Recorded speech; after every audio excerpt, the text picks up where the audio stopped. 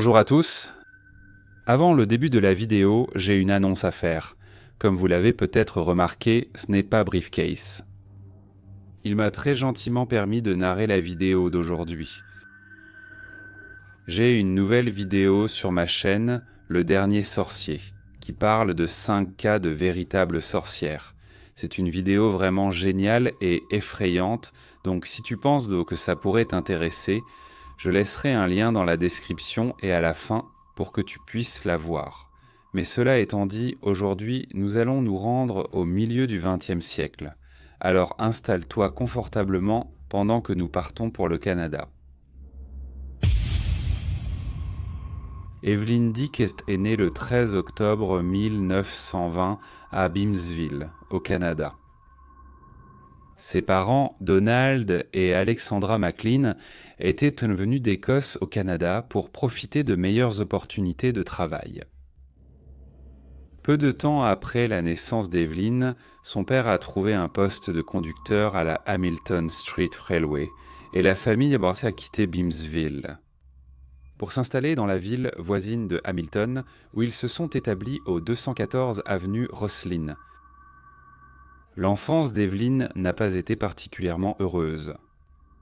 Ses parents se disputaient souvent et son père se consolait fréquemment en buvant de l'alcool. Sa mère était obsédée par l'ascension sociale de la famille et était connue pour son caractère colérique et envahissant. Ils étaient tous les deux très protecteurs envers leur fille.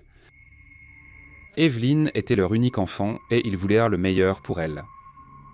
Ils n'aimaient pas qu'elle aille jouer avec les autres enfants dans la rue, car ils tenaient à ce qu'elle ne fréquente que les enfants des familles de la haute société de la ville. Le père d'Evelyn, cependant, était conducteur de train, donc financièrement, il n'était pas en mesure d'envoyer sa fille dans les meilleures écoles afin qu'elle puisse se lier d'amitié avec le genre d'enfants que ses parents pensaient être les meilleurs pour elle. Ce fut une très grande surprise pour les voisins quand Evelyn fut transférée de l'école publique à la prestigieuse Académie Loreto. Des rumeurs ont commencé à circuler sur la façon dont les parents d'Evelyn pouvaient se permettre de payer les frais de scolarité, alors que son père n'avait pas un emploi bien rémunéré. Il y avait beaucoup de commérages locaux sur la façon dont la famille vivait, et ils avaient toujours de l'argent et semblaient vivre bien au-dessus de leurs moyens. Une rumeur a commencé à circuler selon laquelle le père d'Evelyn volait de l'argent à son employeur, la compagnie de tramway de la rue Hamilton. En grandissant, Evelyn est devenue une très belle jeune femme, et elle n'a jamais manqué d'attention de la part des hommes. Sa mère pensait que la beauté de sa fille était la clé pour qu'Evelyn épouse un homme riche, afin qu'elle puisse mener une vie confortable dans une belle maison. Evelyn sortait à des soirées et fréquentait les bons cercles sociaux, mais elle n'a jamais vraiment été acceptée dans la haute société de Hamilton comme elle l'espérait, et à la place, Evelyn passait beaucoup de temps en compagnie d'hommes beaucoup plus âgés qu'elle.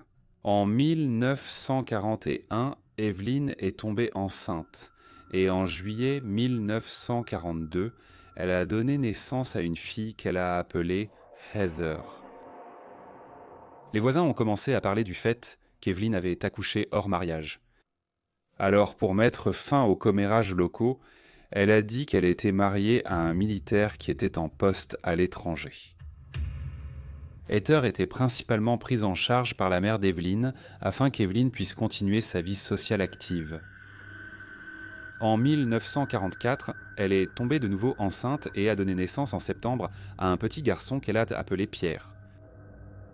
Étrangement, lorsqu'elle est rentrée de l'hôpital, le bébé n'était pas avec elle. Et lorsque des amis et des voisins inquiets lui ont posé des questions à ce sujet, Evelyn a dit qu'elle avait pris la décision difficile de confier le bébé à l'adoption, car sa situation rendrait difficile l'éducation de 2 enfants. Les parents d'Evelyn, qui ne s'entendaient pas très bien depuis de nombreuses années, ont finalement divorcé. Evelyn a décidé de ne pas retourner dans la maison familiale où son père vivait encore, alors avec sa fille Heather, elle a emménagé dans un appartement avec sa mère.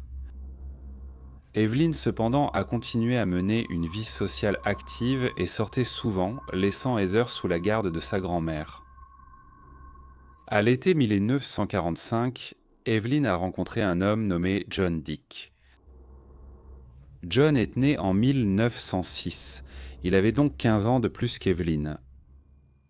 Il était venu au Canada avec ses parents en 1924 depuis la Russie.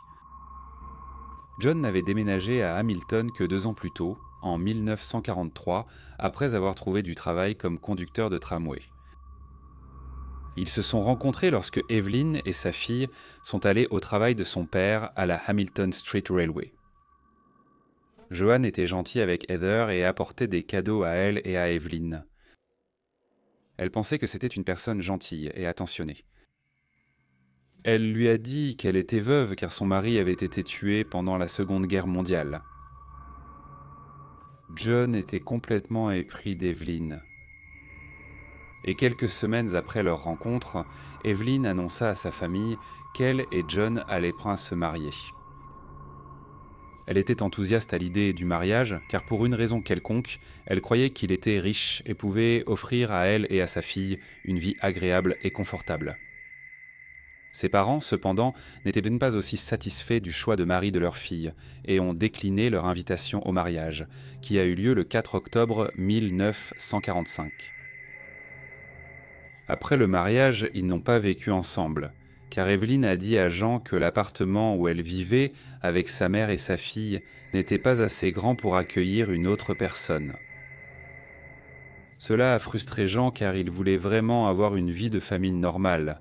Finalement, le couple a acheté une maison sur l'avenue Carrick. Étrangement, cependant, seul le nom d'Evelyn figurait sur l'acte de propriété et l'hypothèque, et c'est elle qui a payé la compte. Ils n'ont pas vécu ensemble longtemps, car Evelyn a commencé à se rendre compte que l'homme qu'elle avait épousé n'était pas aussi riche qu'elle le pensait, et elle doutait qu'il puisse lui offrir le style de vie qu'elle désirait. Elle s'est vite retournée à ses anciennes habitudes, sortant et rencontrant d'autres hommes, et sa relation avec son mari a commencé à se détériorer. Jean a pris à contre-cœur la décision de quitter la maison et est allé vivre chez son cousin. Ne voulant pas abandonner son mariage, Jean a parlé au père d'Evelyn de son comportement, ici. Donald, cependant, ne voulait pas s'en mêler. Il n'avait jamais apprécié Jean et il ne pensait pas qu'il était assez bien pour sa fille. Jean lui a alors dit que s'il ne l'aidait pas à récupérer sa femme, il informerait les autorités sur le fait qu'il volait de l'argent à ses employeurs depuis des années, Zandro, afin de financer ses dépenses somptuaires. Cela a rendu Donald furieux. Il est devenu très agressif et a menacé de tuer son gendre. John a pris la menace au sérieux et l'a signalé à la police de Hamilton. Cependant, son mariage avait échoué, et malgré tous ses efforts, il n'avait pas réussi à se réconcilier avec sa femme. Puis, le 6 mars 1946, le mari d'Evelyn, John Dick, a disparu. Le samedi 16 mars 1946, 5 enfants qui jouaient sur le flanc de l'escarpement de Hamilton, ou ce que les habitants appellent la montagne, sont tombés sur ce qu'ils pensaient être le corps d'un cochon sans tête. Mais en s'approchant, ils ont découvert qu'ils avaient en réalité trouvé le torse d'un homme adulte. Il n'y avait ni tête, ni bras, ni jambes. C'était juste le torse. La police a été appelée et une enquête sur le torse retrouvé sur l'escarpement de Hamilton a commencé. Le cousin de John s'est rapidement manifesté et a dit à la police qu'il n'avait pas vu John depuis le 6 mars. Il leur a expliqué comment le mariage de John avec Evelyn avait échoué et que son cousin était venu vivre chez lui, mais qu'il avait disparu sans laisser de traces, sans dire un mot. On a montré les restes au cousin qui a pu faire une identification formelle, confirmant que le torse était bien celui de John Dick, porté disparu. Le 19 mars 1946, Evelyn Dick a été convoquée par la police pour être interrogée au sujet de la disparition et du meurtre de son mari, John Dick. Lorsque les enquêteurs lui ont dit que le torse appartenait à son mari disparu, elle a répondu avec désinvolture « ne me regardez pas. Je n'ai rien à voir avec ça. » Elle a affirmé qu'un homme italien bien habillé était venu chez elle pour demander où se trouvait John. Dans sa déclaration, elle a décrit que l'homme lui avait dit que son mari voyait la femme de l'Italien et qu'il allait s'occuper de lui. Les détectives ont trouvé cette histoire peu crédible et ont poursuivi leur enquête. Ils ont rapidement découvert qu'Evelyn avait emprunté une grande voiture Packard à un homme nommé Bill Landegg. Quand elle est revenue à la voiture, les housses bouchées de siège avaient disparu. Et il y avait des taches de sang sur les sièges avant ainsi que des vêtements tachés de sang à l'arrière. Evelyn avait écrit un mot disant que si la voiture était dans un tel état, c'était parce que sa fille s'était coupée en voyageant comme passagère dans le véhicule. Les enquêtes de police ont cependant prouvé que le sang était du même groupe sanguin que celui de Jean. Lorsqu'on lui a présenté cette preuve, Evelyn a dit à la police qu'un homme mystérieux l'avait appelé et lui avait dit que Jean avait mis une femme enceinte et qu'il recevait ce qu'il méritait. L'homme lui a alors demandé de le rencontrer. Alors elle s'est rendue au point de rendez-vous où elle a retrouvé l'homme qui avait un grand sac avec lui. Il lui a dit qu'il contenait des morceaux de Jean. L'histoire d'Evelyn racontait ensuite qu'elle avait conduit cet homme à un endroit très proche de l'endroit où le torse a été retrouvé pour qu'il puisse s'en débarrasser. Encore une fois, la police a jugé cela extrêmement improbable et lui a demandé si elle était inquiète que son mari ait été tué. Elle a répondu qu'elle n'était pas heureuse. Mais c'était un coup assez méchant pour briser un foyer. La police avait fait une erreur en prenant cette déposition sans que l'avocat d'Evelyn soit présent. Et quand il est arrivé, il leur a rappelé que la déposition était irrecevable devant le tribunal. La fois suivante où elle a été interrogée, elle a encore changé sa version. Cette fois, elle a dit que son ami Bill Bozuc et certains de ses associés avaient emmené John dans la montagne et l'avaient tué. Lorsque les détectives ont dit à Evelyn que cette histoire différait de la déclaration qu'ils avaient obtenue de Bill, elle a encore changé sa version. La police a fouillé la maison de la famille sur l'avenue Carrick et a trouvé un tuyau avec des trous de balles, ainsi que des chaussures tachées de sang qui avaient appartenu à John. Ils ont également fait une découverte très macabre, une valise beige dans le grenier. La valise était remplie de béton, et dans le béton se trouvaient les restes d'un petit garçon. Il s'est avéré plus tard que c'était le bébé auquel Evelyn avait donné naissance en 1944 et qu'elle avait apparemment fait adopter. Les preuves contre Evelyn s'accumulaient et plus on rassemblait de preuves, plus elle changeait toujours sa version des faits. La police a décidé d'inculper Evelyn Dick, Bill Bozack et le père d'Evelyn, Donald McLean, pour le meurtre de John Dick. Il a été décidé qu'Evelyn serait jugée séparément, et son procès s'est ouvert le 7 octobre 1946. Le public était fasciné par l'affaire, et les gros titres des journaux parlaient tous de la belle femme de 25 ans qui était jugée pour le meurtre de son mari. Même s'il n'y avait aucune preuve réelle pouvant prouver de façon concluante qu'elle était coupable du crime, il existait des preuves substantielles montrant qu'elle avait participé à l'action criminelle et aidé à la planifier. Après un procès sensationnel, Evelyn a été reconnue coupable du meurtre de son mari, Jean Dick, et condamnée à être pendue le 7 janvier 1947. Le procès de Bill Bozowick et du père d'Evelyn, Donald McLean, a été retardé pendant longtemps.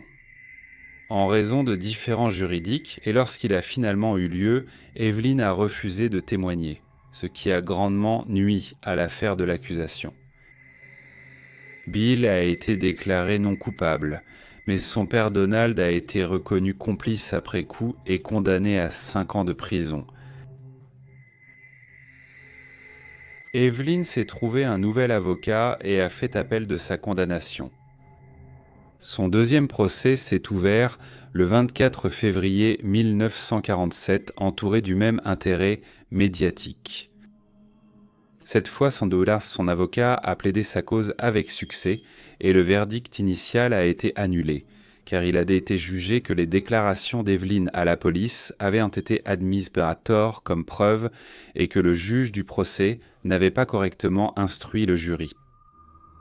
Elle a cependant été reconnue coupable de l'homicide involontaire de son fils, Pierre-David Blanc, et a été condamnée à la réclusion à perpétuité au pénitencier de Kingston. 11 ans plus tard, Evelyn a obtenu une libération conditionnelle et a été libérée de prison le 10 novembre 1958. Ce qui lui est arrivé par la suite reste incertain. Elle a reçu une nouvelle identité et a commencé une nouvelle vie en 1985. Evelyn a obtenu une grâce sous la prérogative royale de clémence. Personne n'est certain de ce qui lui est arrivé après sa libération de prison. Certains disent qu'elle est restée au Canada, s'est mariée et a eu une autre fille. Ce qui est certain, cependant, c'est que personne n'a jamais été condamné pour le meurtre de Jean Dick. Salut à tous, merci de votre attention. Je tiens à adresser un immense merci à Briefcase de m'avoir permis de raconter l'affaire de ce soir. J'espère que ça vous a plu. Si c'est le cas, n'hésitez pas à liker et à laisser un commentaire. Et si vous êtes nouveau, abonnez-vous car de nouvelles affaires sont publiées chaque semaine. Au revoir jusqu'à la prochaine mallette.